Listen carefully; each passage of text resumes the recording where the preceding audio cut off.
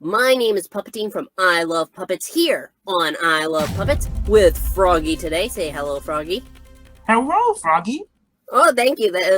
You know what? I've missed that kind of joke. I think it really livens up these streams. Thank you, Froggy, for that. Yeah, the problem. I don't like doing those jokes because it makes me want to croak afterwards. Anyway, we are here today to talk about something special.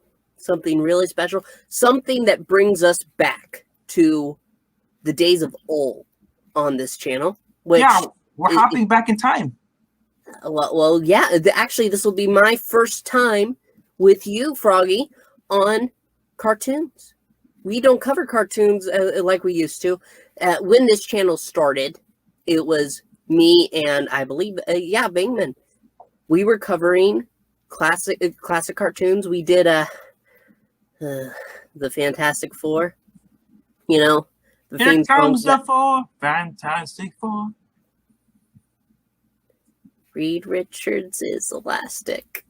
Sue can fade from sight. It doesn't leave my mind. But to the point. We're going to be talking about Kevin Smith's new Masters of the Universe. You know He-Man, he's back. And it's on Netflix.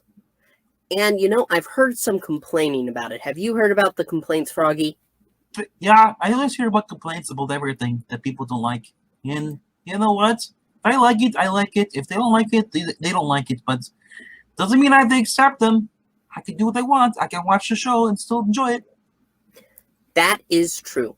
So, today on I Love Puppets, we are going to go over an article. It's not going to be a long article. Don't worry. Bankman, if you're watching out there, it's not going to be like the one that I was covering from Variety.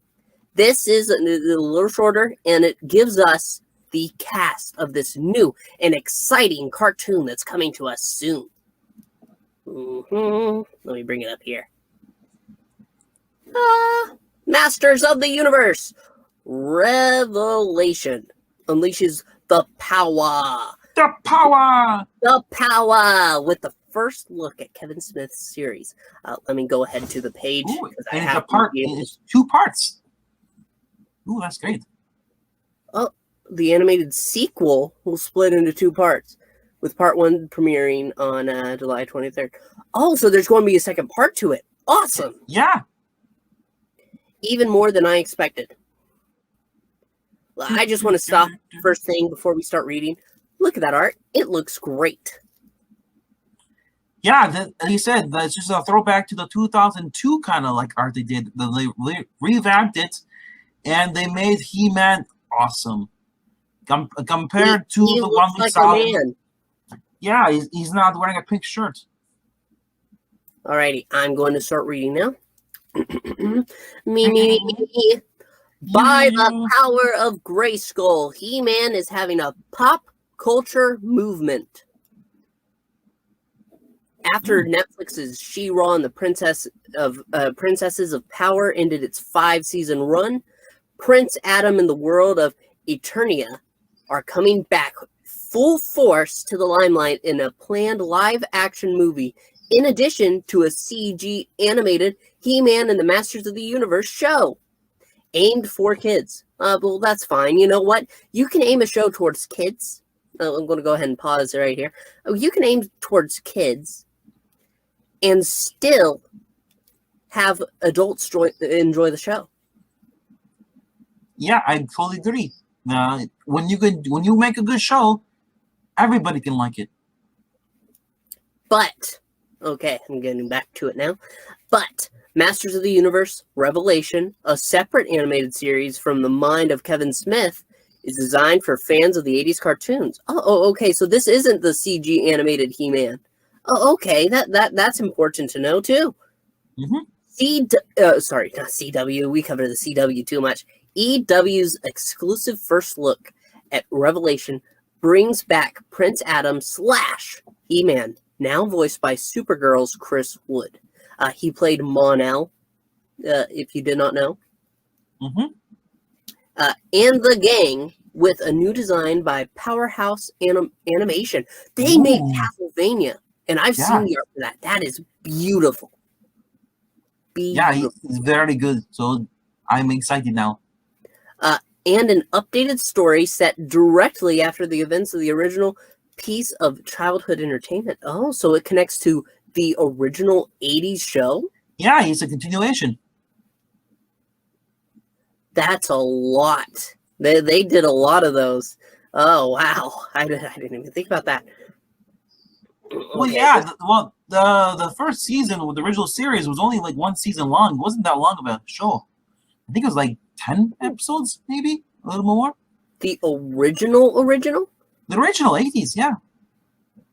We might have to consider covering that because we're definitely going to cover this. We've decided offline, but we might have to cover the original then because that could be a lot of fun to see how it connects. Because when something is made from love of a former project, there's a very good chance we're going to enjoy it. Alrighty. Darn tootin'.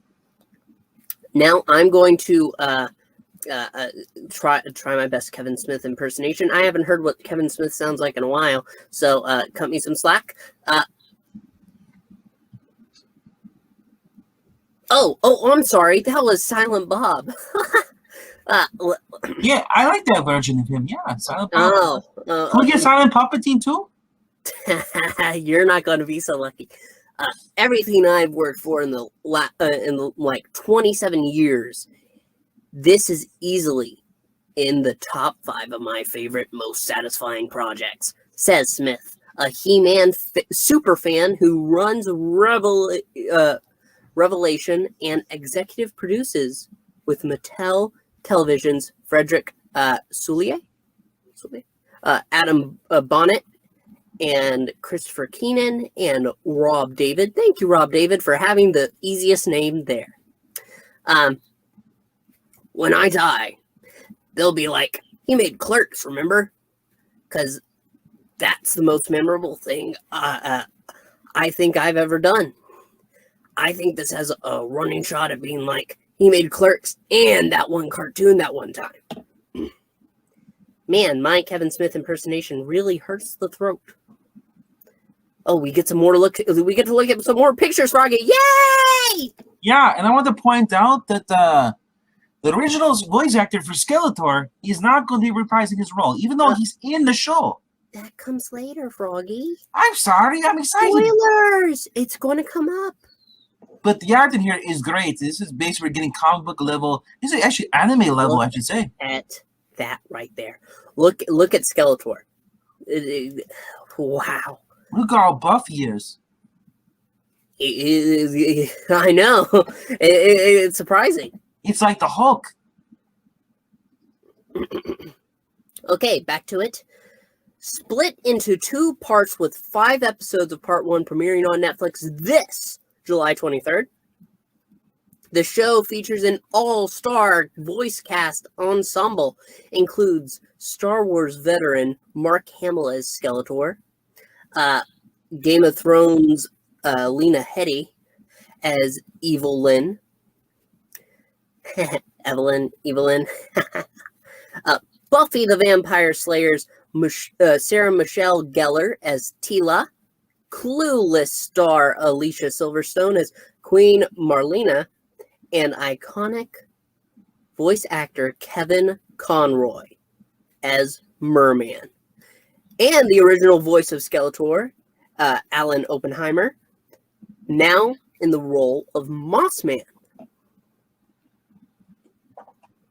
I do have to say I'm a little confused on why he doesn't want to come back as Skeletor, but at the same time, I know Mark Hamill, his voice acting career, he can absolutely pull off Skeletor. Who knows? Maybe the original guy decided, you know, I don't want to talk that much. Yeah, it could be that because he is older now. They're getting up in age. They're like 60 plus now. Some of these guys. Yeah, and age on the voice, it really does have an effect. And getting up there saying, "Hey man," it can be. You're looking at Frank Welker, you know, and I forgot what the other guy played, Peter Cullen. You know, after a while, they just can't do it as much. Their voice it can't last as long. So they have to take breaks and stuff. And then who knows? Maybe they just couldn't. They wouldn't. He just wanted to be a part of it. It was a cool nod. He's like, that's cool because most studios just ignore the guys. They get new actors. And I'm not saying that's not necessarily a snub. Sometimes sometimes it's cheaper than paying that guy like $500,000 just to say a few words. All right. I'm going to keep going on. Thank you for that insight. Keep on keeping on, bro. Froggy. All righty. Since this is a sequel series, the main mythos remains intact. Prince Adam, the son of the ruling family of the realm of Eternia, uses the sword of power to transform into the chiseled He-Man. I have the power! Do you have the power, Froggy? I have the power! Froggy has the power. You heard that. Alrighty. To defend his kingdom from threats, mostly from Skeletor and his forces. But now, as Smith says, the shackles are off. To build a richer lore and explore different aspects to these beloved characters. I'm not going to try to sound like Kevin Smith anymore, as I can't even remember what he really sounds like. We get to see them engage in not just in clashing swords, but in far deeper conversations than we've ever seen them before. He explains. It's not just simply like these two dudes, He-Man and Skeletor, have been trying to beat each other up for decades.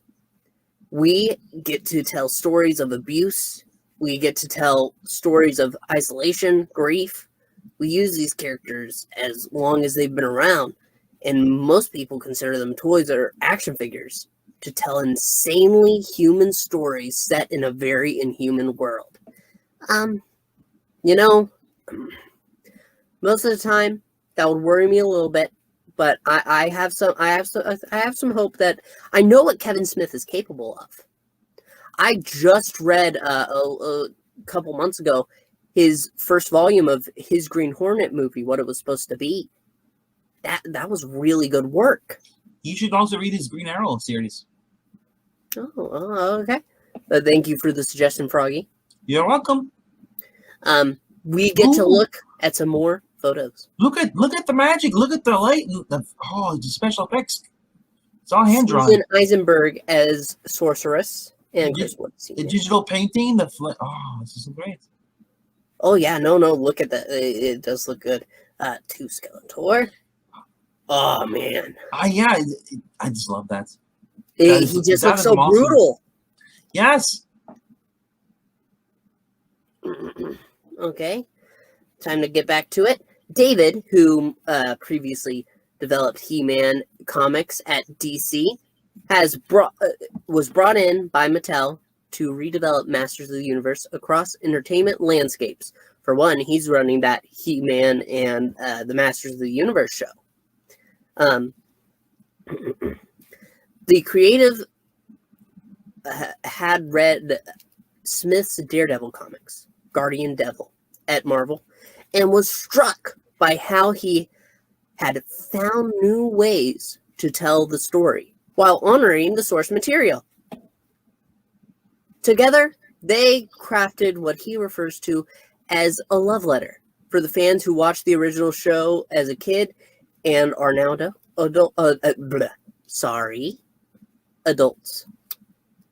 That doesn't mean Revelation is on the level of something like Amazon's blood-splattered superhero show Invincible, which Smith mentions and admires. But it also does mean that the writer's room consisting of Mark Baradin, Eric Carrasco, Dia Mishra, and Tim Sheridan got to raise the stakes in ways you wouldn't normally do. Oh, this is actually David saying it. I have no idea what he sounds like. Characters could die.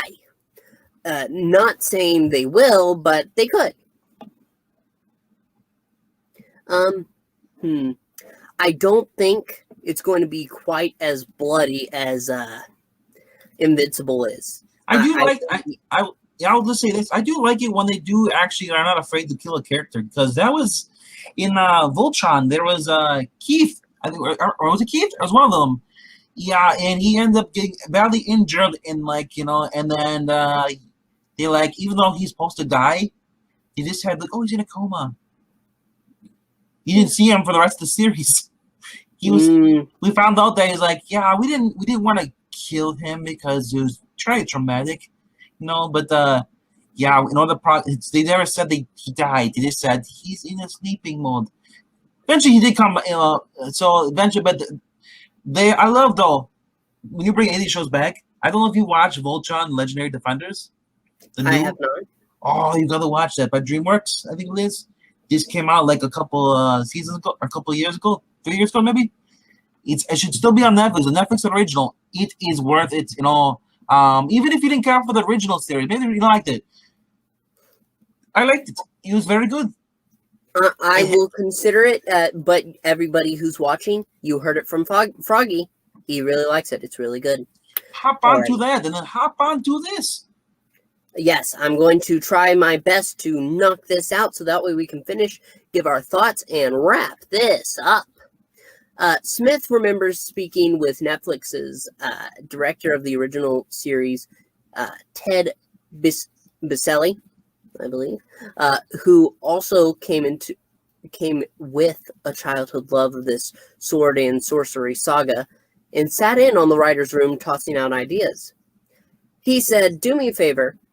When I used to watch the show as a kid, I legitimately thought that He-Man was always on the verge of getting killed by Skeletor. I believed in the stakes. Just make me believe that again," he says. People would see some of this as goofy IP, but this is a rich tapestry, a world full of characters, Biselli said. Please just don't talk down to it. Don't make fun of it. Don't wink. Just treat it like Shakespeare.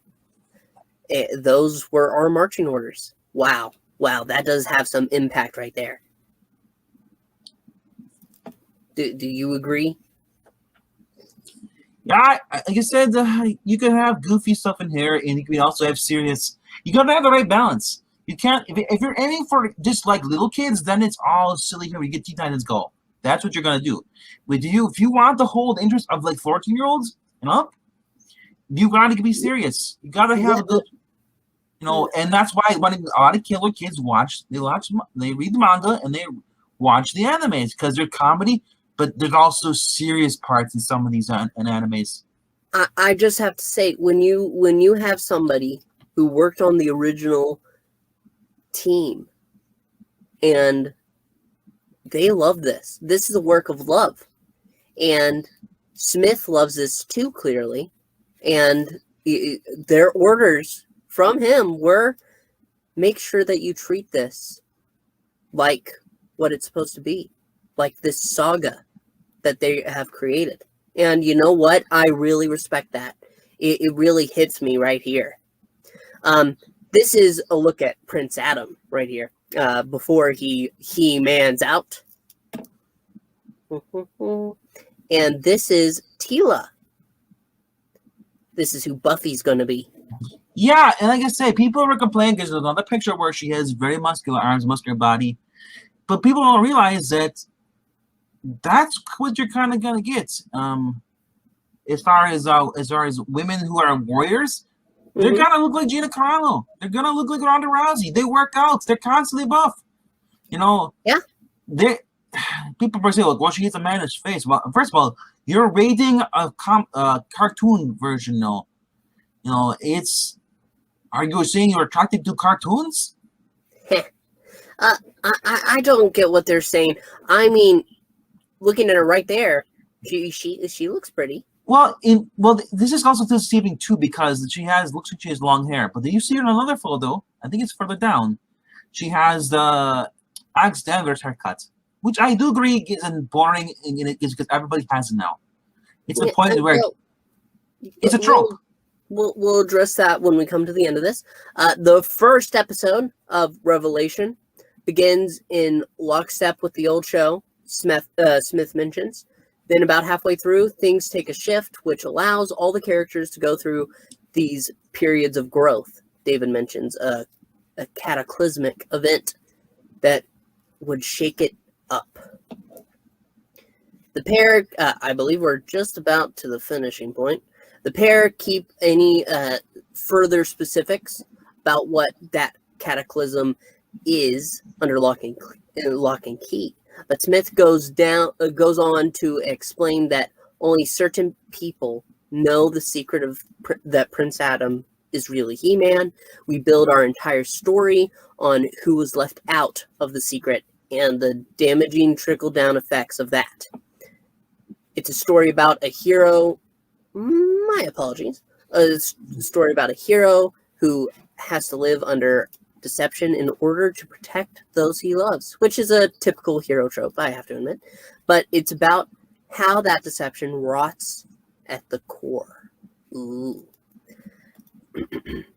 David sees the story told in Revelation in 2 acts, which is why Netflix is releasing the episodes in 2 parts. Part 1 really felt like a great act break, he says.